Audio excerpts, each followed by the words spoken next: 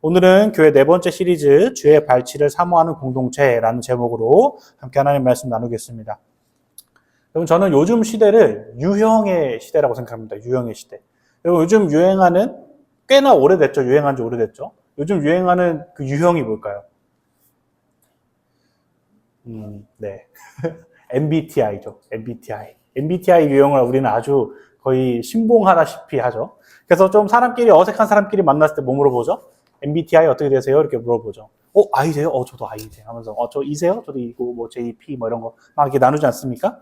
여러분 말 나온 김에 한번 좀 우리가 한번 해볼까요? 여기서 혹시 ISFP 있습니까? 한 사람도 없습니까? 네. 이러면 제가 공감을 못합니다. 제가 ISFP거든요.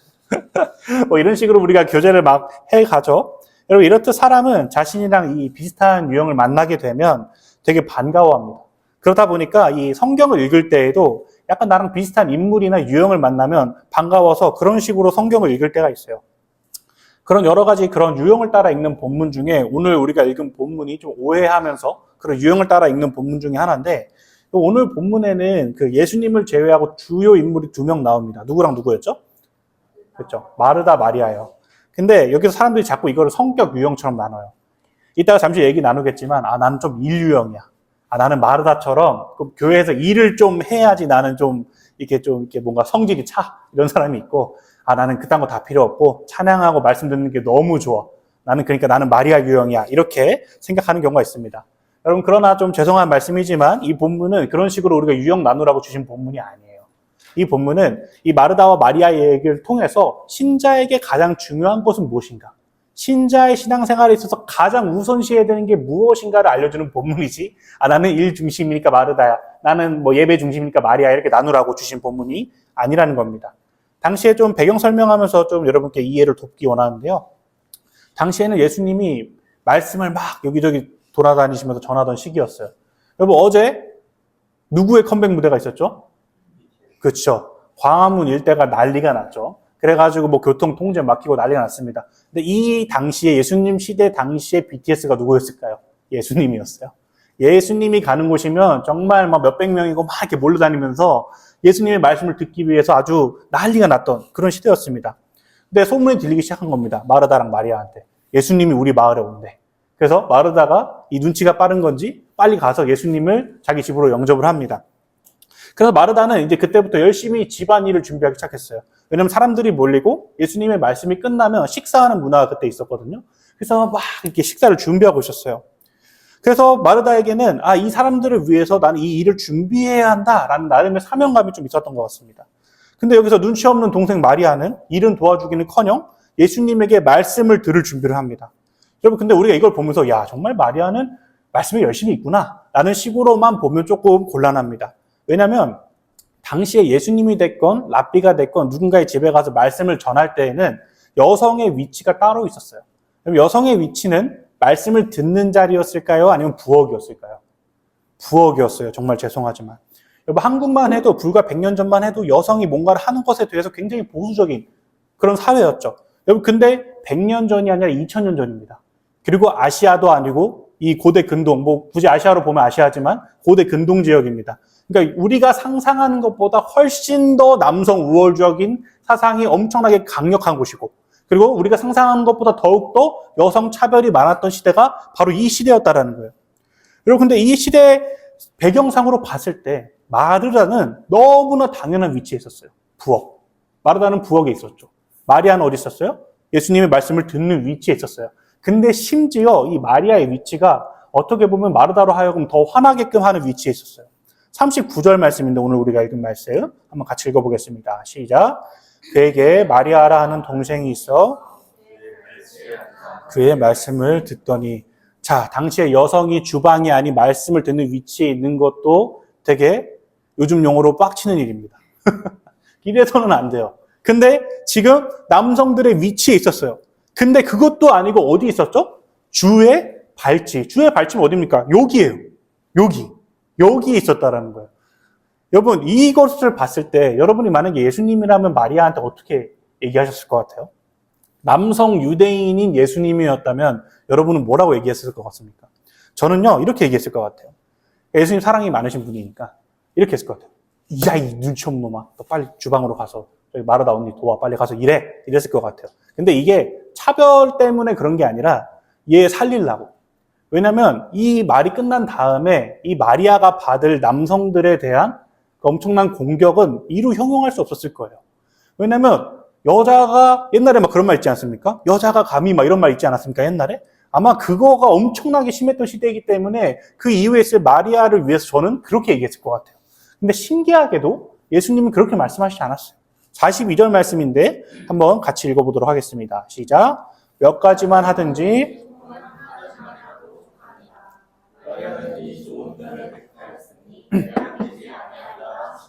여러분 말씀 보시면 한 가지만이라도 족하니라고 되어 있어요. 이 한 가지가 뭐냐면 말씀을 듣는 것만으로 족하다는 얘기예요. 그 다음에 좋은 편을 택하였으니 뭡니까? 이게 세 번역에 보면 좋은 편이 아니라 좋은 몫이라고 되어 있어요. 말씀의 좋은 몫을 얻기 위해서는 한 가지만 있으면 된다라고 얘기하는 거예요. 그러니까 지금 뭐 하는 겁니까? 마리아를 칭찬하는 거예요. 마리아의 태도를 칭찬하는 겁니다. 그러면서 또 예수님이 지금 뭘 하고 계신 거냐면 당시에 여성이 말씀을 못 들었던 차별의 벽을 어떻게 하셨냐면 허무신 거예요. 그래서 차준희 교수님이라는 분은 이것을 보고 지금 예수님께서 당시에 성별에 대한 혁명을 일으키셨다라고 표현을 하셨어요. 그러니까 우리가 지금까지 말씀을 듣는 거는 항상 남자의 몫, 말씀의 가르침을 받는 것은 남성의 몫이었는데 모든 복음은 모든 사람들을 위해서 주어진 것이다 라고 얘기하고 있는 거예요. 우리가 잘 알고 있는 로마서 1장 16절에 보면 그 말씀이 나와 있어요. 1장 16절 후반절 말씀인데 세 번역 말씀으로 한번 같이 읽어보도록 하겠습니다. 시작. 이 복음은 유대 사람을 비롯하여 그리스 사람에게 이르기까지 모든 믿는 사람을 구원하는 하나님의 능력입니다. 아멘. 지금 선언하고 있죠. 너가 남자이든 여자이든 종이든 관료이든 목사든 집사든 성도든 누구든지 다 상관없다는 거예요. 모두 나와서 하나님의 말씀을 들을 수 있는 길을 내가 열었다고 지금 선언하고 있는 겁니다. 예수 그리스도를 통해서 성경이 증언하고 있는 거예요. 이미 길이 열렸어요. 여러분 그런데 이렇게 길이 열렸음에도 불구하고 길 열어준 게 무색할 정도로 말씀을 너무 안 읽어요. 오늘날 저를 포함한 모든 성도들이 말씀을 너무 안 읽어요. 지금 저기 밖에 문 있지 않습니까? 밖에 누가 서 있어서 문 열어줬는데 지금 안 들어와요. 여러분 얼마나 민망하겠어요. 지금 우리 한국교회의 상태, 그리고 우리 기성교회랑 우리 전통교회, 그리고 우리 이렇게 개척하는 이 교회 모두 할 것 없이, 가릴 것 없이 말씀을 너무 안 읽는 시대가 됐다라는 거예요. 여러분 그렇다면요. 어쩌다 이렇게 됐을까요? 한국교회 지금 보면 얼마나 찬양팀 많습니까? 외부 집회 너무 많잖아요. 이렇게 유튜브 그냥 설교 검색만 하면 쫙 나오잖아요. 근데 어쩌다 이렇게 됐을까요? 저는 그 원인을 어디서 찾았냐면 오늘 우리가 읽은 본문에 마르다라는 여인에게서 찾았어요. 이 마르다의 모습은 오늘날 성도들에게 너무나 많이 보이는 모습입니다. 40절 말씀을 보면서 우리가 그것을 보기 원하는데요. 40절 말씀입니다. 한번 같이 읽을게요. 시작. 마르다는 준비하는 일이 많아 마음이 분주한지라 예수께 나아가 이르되 주여 내 동생이 나 혼자 일하게 주는 것을 생각하지 아니하시나이까 그를 명하사 나를 도와주라 하소서. 자, 여기서 핵심이 뭐냐면 마음이 분주한 거예요. 여러분 일이 많은 게 핵심이 아닙니다. 마음이 분주한 게 핵심인 거예요. 그래서 지금 마르다가 억울했죠. 지금 마음이 너무 분주해. 지금 사람들이 너무 막 몰려오고 있어. 뭐라도 해야 되는데 지금 마리아는 눈치 없이 저기 앞에 앉아 있어요. 그래서 예수님께 뭐라고 얘기합니까? 저 눈치 없는 동생 좀 데리고 와서 같이 좀 일 좀 하게 해주시면 안 되겠습니까, 예수님? 지금 이러면서 항변하고 있는 거예요. 여러분이 또 예수님이라면 어떻게 하시겠어요? 저기 마리아 등짝 치면서 가라고 하시겠습니까? 그러나 예수님은 우리 아까 본 말씀처럼 그렇게 얘기하지 않으시고 마르다에게 이렇게 응답하세요. 41절 세 번역 말씀인데 우리 한번 같이 읽어보겠습니다. 그러나 주께서는 마르다에게 대답하셨다. 마르다야, 마르다야, 너는 많은 일로 염려하며 들떠있다. 자, 여러분 여기서 보면 이름이 몇 번 불렸죠? 2번 불렸죠. 제가 만약에 제 아내한테 지혜야, 지혜야 이러면 아마 소름 끼쳐 할 거예요. 여러분 근데 이제 당시에 이 신약 시대 속에서 이 예수님이 누군가의 이름을 2번 부른다는 것은 정말 애정하고 사랑한다는 뜻입니다. 그리고 그 사람을 향한 연민과 걱정이 담긴 그 누군가를 부를 때 이름을 2번씩 불렀어요. 그 굉장히 감정적인 마음으로 부르면서 이렇게 말씀하신 거죠. 너는 지금 많은 일로 염려하며 뭐 돼 있다고요? 들떠 있다. 들떠 있다는 말은 뭐냐면 집중하지 못한다는 뜻입니다. 지금 집중할 때를 알지를 못한다라는 거예요. 왜냐면 여기도 마음이 가 있고 여기도 마음이 가 있으니까 정작 집중해야 될 땐 여기인데 지금 여기만 계속 보고 있는 거예요. 집중을 못하고 있는 거죠. 마음이 분주해가지고. 그래서 예수님은 아까 우리 42절에 봤던 것처럼 그 부분에 대해서 이렇게 얘기해 주십니다. 세번역 말씀인데 세번역 말씀으로 한번 새롭게 읽어볼게요. 시작. 그러나 주님의 이름 많지 않거나 하나뿐이다. 마리아는 좋은 몫을 택하였다. 그러니 아무도 그것을 그에게서 빼앗지 못할 것이다. 여기서 예수님이 뭐라고 표현하시죠? 필요한 일은 하나뿐이다. 지금 이 상황에서 너에게 필요한 일은 딱 하나다. 그게 뭐냐면 너가 이 말씀에 집중하는 것이다. 내가 이곳에 왔으니 너가 할 일은 말씀에 집중하는 일이다 라는 것을 얘기하는 것입니다. 여러분 그런데 좀 예수님 너무하지 않습니까? 너무 티 같지 않아요? 뭔가 좀 사고방식이 되게 티 같지 않습니까? 여러분 사람은 몰려 있어요. 예수님 이따 식사도 하셔야 돼요. 그래서 나름 열심히 준비하고 있는데 그냥 어떻게 편하게 어떻게 말씀을 듣고 있어요. 마르다 입장에서. 그거 좀 공감 좀 해주셨으면 좋겠는데 예수님은 한 가지면 된대요. 근데 우리가 이 예수님의 말씀에 우리가 봐야 되는 건 뭐냐면 예수님이 방금 하신 말씀에 예수님은 뭐 하실 수 있냐면 책임지실 수 있는 분이에요. 다시 한번. 이 한 가지만 족하다라고 하는 것은 뭡니까? 나머지 것은 내가 해결해 준다 라는 것이에요. 여러분 우리가 누가복음 10장 오늘 읽었죠? 누가복음 10장 앞에 9장에 무슨 사건이 있냐면 오병이어 사건이 있어요. 오병이어. 자, 오병이어가 무슨 사건이죠? 떡 몇 개? 네, 떡 5개와 물고기 2마리로 몇 명을 먹이신 사건이죠? 맞습니다. 5,000명을 먹인 사건이고 학자들은 1만 명에서 1만 5천 명까지 추정하고 있어요. 당시에는 이제 남성만 숫자를 셌기 때문에 여성과 노인들 다 포함해서 아이 포함해서 15,000명 정도 됐을 것이다 보고 있어요. 뿐만 아니라 마르다 마리아는 유대인이죠. 여러분 마르다 마리아에게 정말로 그 어릴 적부터 계속해서 구전으로 듣던 얘기는 뭐냐면 출애굽의 이야기입니다. 출애굽의 이야기. 자, 사막에서 이스라엘 백성들을 뭐로 먹이셨죠? 만나와 메추라기로 먹이셨어요. 당시의 인구가 얼마입니까? 60만 명이 넘었어요. 학자들의 그 추정에 의하면 200만 명 정도까지 된대요. 그러니까 지금 예수님은 생명의 떡으로 오셨잖아요. 그러면 먹을 거를 준비하실 수 있는 분이에요? 못 하실 분이에요? 하실 수 있는 분이라는 거죠. 그래서 예수님이 그것을 채우신다는 거예요. 여러분, 그것들을 준비하는 것 자체가 잘못된 게 아닙니다. 마르다가 누군가가 온다고, 손님이 온다고 나름의 사명감 가지고 준비한 거 너무 정말 칭찬해줘도 모자랄 일이에요. 정말 좋은 일입니다. 그러나 하나님의 말씀 없는 섬김은 결국 그 사람을 일 중독자로 만들고 일 없이는 교회에 못 다니는 좀 변형된 그리스도인으로 바뀌기 쉽다라는 것입니다. 여러분 우리가 이 부분을 보면서 생각해야 될 게 뭐냐면 마르다 마리아를 정하자 이게 아닙니다. 우리가 과연 하나님의 말씀 앞에 선 다음에 세상에 나가고 있는가? 하나님의 말씀 앞에 선다는 마음으로 교회에 오고 있는가? 이거를 봐야 된다는 거예요. 오늘 아침에 일찍 우리 몇 명 와가지고 이렇게 세팅하는 것도 도와주고 이렇게 열심히 했어요. 너무 고맙습니다. 근데 제가 우리 여러분께 말씀드리고 싶은 것은 여러분이 이런 이 사소한 일 하나라도 하다가 목사님 저 말씀 드릴 때 너무 이거 많이 해가지고 힘듭니다 하면 저한테 꼭 말씀하셔야 됩니다. 말씀이 먼저예요. 말씀 없는 예배는 정말로 그 안에 찐빵 안에 그게 없는 거죠. 앙금이 없는 거죠. 그래서 우리는 꼭 이 말씀을 집중함을 통해서 우리가 나아가야 된다라는 지점을 꼭 기억해 주셨으면 좋겠습니다. 그리고 한 가지 더 말씀드리고 싶은 것은 아까 예수 그리스도께서 뭘 허무셨다고 했죠? 말씀을 보는 벽을 허무셨어요. 차별의 벽을 허무셨습니다. 근데 우리는 오늘날 우리 스스로 자꾸 벽을 세워요. 난 바쁩니다. 난 이래서 안 됩니다. 자꾸 벽을 세워. 자기만의 부엌으로 자꾸 가요. 저 바빠서요. 잠시만요. 저 계속 부엌으로 가서 지금 하나님이 어떻게든 말씀을 계속해서 전해주고 싶으신데 우리가 그 부분을 놓치고 있다는 거예요. 그래서 우리가 그 부분 또 생각하시면서 하나님께 더 나아가는 저와 여러분 됐으면 좋겠습니다. 이 부분 기억하면서 적용을 2가지로 드리고 싶어요. 첫 번째는 뭐냐면요. 우리로 하여금 말씀을 보지 못하게 하는 분주함을 파악하셔야 됩니다. 다시 말씀을 보지 못하게 하는 분주함을 여러분 파악하셔야 돼요. 자, 분주함에 그렇다면 정의를 우리가 내려야 되는데요. 자, 제가 아까 분주함에 대해서 말씀드렸는데 이 분주하다라는 말을 원어적으로 살펴보면 집중하지 못한다라는 말입니다. 집중하지 못한다. 어디에 집중하지 못하는 거죠? 말씀에 집중하지 못하는 거. 그렇게 분주함은요, 여러분 오해하시면 안 되는 게 분주한 건 바쁜 게 아닙니다. 성경에서 말하는 분주함은 바쁜 게 아니에요. 다른 것에 집중하느라 말씀을 못 보는 그 상태가 분주함입니다. 다시 한번 다른 것에 집중하느라 말씀을 못 보는 그 상태가 분주함이다라는 것이죠. 자, 여러분 그러면 분주함의 기준은 굉장히 명확해집니다. 분주함의 기준이 뭘까요? 내가 지금은 말씀을 안 보거나 못 보고 있으면 그게 분주한 거예요. 다시 한번요. 내가 지금 삶을 살면서 말씀을 안 보고 못 보고 있으면 그게 분주한 겁니다.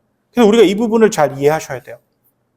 여러분 어떻습니까? 여러분은 분주하신 분들입니까? 아니면 분주하지 않으신 분들입니까? 말씀을 못 보게 하는 분주함을 여러분 각자 파악하셔야 됩니다. 사람들의 삶이 각자 너무 다르기 때문에 각자의 삶 속에서 나는 왜 말씀을 보지 못하는가를 봐야 돼요. 뭐 예를 들면 이런 것들을 볼 수 있겠죠? 핸드폰이 요즘 우리를 얼마나 분주하게 합니까? 이런 것도 있고요. 그리고 넷플릭스, 유튜브 이런 것들 아주 우리를 분주하게 만들죠. 그리고 세상 걱정, 염려 이것도 분주함입니다. 세상 걱정, 염려는 이만큼 하는데 말씀을 이만큼도 안 보면 우리 다시 한번 생각해 봐야겠죠. 그럼 제가 한 분의 이야기를 통해서 이 부분을 좀 정리하고 싶은데요. 제가 예전에 사역할 때 택배기사 성도님이 한 분 계셨어요. 이분은 조금 나중에 예수님을 믿으신 분이었어요. 그래서 언젠가 한번 이분하고 대화할 기회가 있어서 이분이 저 이제 보자마자 그런 얘기를 하시는 거예요. 전도사님, 저 너무 기뻐요. 전도사님, 저 너무너무 기쁩니다. 라고 얘기하는 거예요. 그래서 뭐가 그렇게 기쁘시냐고 이렇게 여쭤봤어요. 근데 그분이 이렇게 얘기하시더라고요. 이제 언제 한번 설교 말씀, 담임 목사님 설교 말씀 듣다가 내가 삶 속에서도 말씀을 봐야겠다라는 이제 결단을 하게 됐답니다. 근데 여러분 이분이 그 택배 기사잖아요. 너무 바빠요.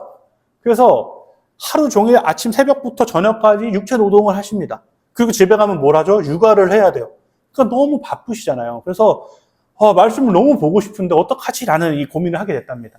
그래서 생각을 해보니까 내가 정신이 가장 말똥말똥할 때가 언제지 고민을 해봤는데 점심시간 때 자기가 그렇게 좀 정신이 좀 말똥말똥해진대요. 근데 여러분 뭐 지금은 뭐 그렇지 않겠지만 당시에는 택배기사님들이 제대로 식사하실 시간도 없었어요. 그래서 편의점에서 햄버거 하나 사거나 아니면 김밥 사가지고 트럭에 앉아서 먹고 다시 또 이제 택배하러 가시고 그런 중이었는데 그 김밥을 사와서 편의점에서 뭔가를 사와가지고 그 차에 앉아서 먹으면서 말씀을 보셨대요. 내가 이 시간에 가장 집중이 잘 되니까 난 이 시간에 말씀을 보겠다 하고 이렇게 말씀을 봤답니다. 그래서 그 말씀을 읽고 나면 나에게 너무 힘이 돼가지고 오후에 일할 때도 힘들지만 힘이 났대요. 뭐 때문에? 그 말씀 때문에 근무하는데 힘이 났다고 합니다. 그럼 제가 그 말씀을 듣고 되게 회개하게 됐어요. 그럼 우리는 어떻습니까? 제가 아까 말씀드린 것처럼 바쁜 게 분주한 게 아니에요. 말씀을 못 보는 내 상태가 분주한 겁니다. 만약에 우리가 분주함을 못 내려놓은 것처럼 마르다에게 오늘 예수님이 얘기하신 것처럼 이렇게 얘기하실 것 같아요. 일성아, 한 가지만이라 족하다. 너는 좋은 몫을 택하라. 라고 얘기하실 것 같아요. 오늘 우리가 방금 말씀드린 이 택배기사 성도님의 이야기를 들으며 생각해 봐야 하는 것은 바쁜 게 중요한 게 아니라 말씀을 보는 분주한 내 상태를 점검해야 한다는 것입니다. 사랑하는 여러분, 말씀을 보지 못하는 분주함을 꼭 파악하고 내려놓는 은혜가 우리 가운데 있기를 소망합니다. 그리고 두 번째는 뭐냐면 주의 발치 앞을 사모하셔야 됩니다. 주의 발치 앞. 그리고 오늘 마리아가 앉은 자리가 어디였죠?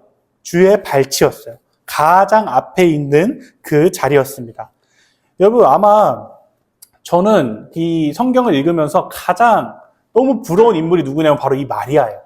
야, 예수님의 그 발 앞에서 말씀 들으면 도대체 무슨 기분이었을까요? 저는 되게 좀 부럽습니다. 여러분 아까 우리가 기도했던 것처럼 오늘날 우리는 내 생각 앞에는 많이 앉아있죠. 내 고집 앞에는 많이 앉아있어요. 그리고 그것만 경청합니다. 근데 더 구체적으로 우리가 생각해 봤을 때 우리는 과연 하나님의 말씀 앞에는 앉아있으려고 하는가? 이 부분을 봤으면 좋겠어요. 그래서 세상은 계속해서 우리를 어디로 가게 하냐면 주방으로 가게 합니다. 주방으로 가게 해요. 야, 바쁘잖아.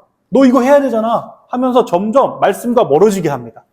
그러나 사랑이 많으시고 사랑 자체이신 하나님께서는 우리를 너무 사랑하셔서 오늘날 이 시대 속에서 말씀을 볼 수 있는 수많은 통로를 허락해 주셨다라는 것입니다. 그 통로 중에 여러분과 제가 사모해야 될 주의 발치 앞 첫 번째는 뭐냐면 주일 예배예요. 주일 예배. 이거 정말 사모하셔야 됩니다. 그럼 제가 조금 어려운 얘기 하자면 오늘날 우리는 너무 편안한 환경에서 예배를 드리고 있어요. 너무 편해요. 지하철도 있고요. 차도 있고요. 피아노도 있고요. 뭐 조명도 있고요. 너무 깔끔한 예배당도 있고 PPT도 있고 다 있어요. 여러분 예배 드릴 환경이 점점 나아지고 있고 점점 늘어나고 있습니다. 그런데 이와 같이 비례함으로 늘어나고 있는 게 뭐냐면 예배 드리지 않을 핑계도 점점 늘어나고 있어요. 바빠서, 여행 가야 돼서, 학원 가야 돼서 점점 예배 드리지 않을 핑계도 점점 늘어나고 있다는 거예요. 한국 교회사를 보면요. 정말 우리가 회개할 부분이 너무 많이 느껴집니다. 한국 초기 교회에 우리나라에 오신 선교사님들이 하신 기록을 보면요. 조선의 백성들이 말씀을 듣기 위해서 수십 킬로를 자녀와 함께 걸어오고 부흥회 한번 말씀을 듣기 위해서 많은 것을 포기하고 오는 사람들이 있었습니다. 성경에 나온 제자들처럼요. 그분들은 차도 없었습니다. 그렇다고 예배당에 시원한 에어컨이 있었던 것도 아니고 공기청정기가 있었던 것도 아니고 깔끔한 성경책이 있었던 것도 아니에요. 이런데도 그 사람들에게 부흥이 일어난 거예요. 여러분 한 번쯤 들어보셨어요? 평양 대부흥운동, 또 원산 대부흥운동, 이런 것들이 그 사람들을 통해서 일어난 겁니다. 말씀에 부흥이 일어나니까 숨겨왔던 죄를 고백하는 회개의 역사가 일어나고 양반과 노예가 함께 어우러져서 복음으로 인해서 차별이 무너져 내리는 역사가 일어나고 자신의 것을 아낌없이 내어주는, 이웃에게 내어주는 초대교회의 역사가 이들 가운데 일어나게 됐다는 거예요. 여러분, 우리가 오늘날 차가 없어서 교회 못 오는 시대인가요? 교회에 에어컨이 없어서, 히터가 없어서, 교회 악기가 없어서, 조명이 없어서 아니라는 거예요. 개인적인 게으름과 나태함, 미래에 대한 확실하지 않은 불안함, 이런 것들이 우리로 하여금 말씀의 자리에 못 나오게 하고 그런 것들로 인해서 자꾸 우리가 주방으로 들어간다는 거예요. 저는 이 한국교회 초기 성도님들을 보면 이 말씀이 너무 떠올라요. 10편 119편 131절 말씀인데요. 함께 한번 읽어보도록 하겠습니다. 읽습니다. 시작. 입을 열고 헐떡였나이다. 자, 여기 보시면 입을 열고 헐떡였다고 되어 있어요. 여기 헐떡였다라는 표현은 뭐냐면 몇 날 며칠을 물을 못 마실 사슴을 표현하는 말입니다. 입을 헐떡인다. 그러니까 지금 그 물을 찾기 위해서 물이 너무 먹고 싶어서 헐떡이고 있다라는 거예요. 여러분, 초대교회 성도님들이 바로 이 상태였어요. 말씀이 먹고 싶어서 입을 헐떡이고 있는 상태였어요. 이분들은 말씀 없으면 나는 못 삽니다. 고백하는 그 간절한 입이 있었고 그 간절한 입 속에 하나님이 뭘 넣어주신 거예요? 꿀보다 더 단 말씀을 넣어주신 거예요. 여러분, 하나님은 인격적이신 분이에요. 요한계시록 3장 20절에 보면 노크하고 기다리신대요. 당신이 문을 열 때까지. 마찬가지예요. 입 억지로 막 벌려갖고 너 빨리 앉혀먹어 막 이런 분이 아니라고요. 하나님은 우리가 입을 열고 그것을 먹을 수 있도록 계속해서 우리를 도우시고 우리를 이끄시고 계시는 분이라는 거예요. 이 자리에 왔다는 게 여러분 그 증거입니다. 하나님께서 여러분과 저를 이 자리로 인도하신 거예요. 사랑하는 여러분, 우리 더누림교회 주일 예배가 이렇게 되기를 소망해요. 하나님의 말씀을 듣고 싶어서 헐떡이는 예배, 말씀 없으면 살 수 없다고 고백하며 다른 사람 눈치 안 보고 주님의 발치 앞에 하는 예배, 그런 예배가 되어서 하나님께서 진정으로 기뻐 받으시는 예배에 우리 모두 드리시기를 축복합니다. 두 번째는 뭐냐면, 두 번째 주의 발치는 삶의 자리입니다. 여러분, 주일 예배도 너무 좋지만 여러분의 삶 속에서 계속해서 이 말씀이 영향력을 끼치려면 우리 삶 속에서도 말씀을 보는 자리가 필요합니다. 우리가 이 부분을 생각하면서 권면드리고, 제가 정말로 권면드리고 싶은 게 있어요. 여러분, 제발 1년에 성경 1독 하겠다라는 그런 목표 좀 안 세웠으면 좋겠어요. 여러분, 이게 오히려 우리에게 독이 됩니다. 어떤 독이 되냐면, 첫 번째는 그 기간 안에 말씀을 읽어야 되니까 너무 그냥 읽고 넘어가요. 그게 너무 안타까워요. 그리고 두 번째는 말씀 읽다가 1년에 1독이니까 내일 6장 읽으면 되지 않을까? 이러면서 자꾸 넘겨요. 그러다가 나중에 10장이 되고 무슨 이자도 아니고 20장이 되고 이러면서 계속해서 성경 장수가 늘어나요. 여러분, 하나님이 여러분한테, 저랑 여러분한테 아유, 너는 성경 1독 했으니까 내가 여기 천국 오면 타워팰리스 줄게, 이러신 분이 아니란 말이에요. 하나님은요, 적은 말씀이라도 우리 삶에 붙잡고 그것을 살고 있는가, 그 부분을 하나님이 더 보시는 거지, 넌 말씀 5장 더 읽었으니까 내가 뭐 더 줄게, 이러신 분이 아니라는 거예요. 여러분, 하루에 한 장 힘드십니까? 그러면요, 일주일 혹은 4일에 한 장이라도 주세요. 그리고 우리가 조금 이 시점에 이제 고난주간이 오지 않습니까? 여러분, 마가복음 추천드립니다. 4복음서 중에서 제일 짧고요, 제일 긴박하게 쓰인 성경이 마가복음이에요. 16장밖에 안 돼요.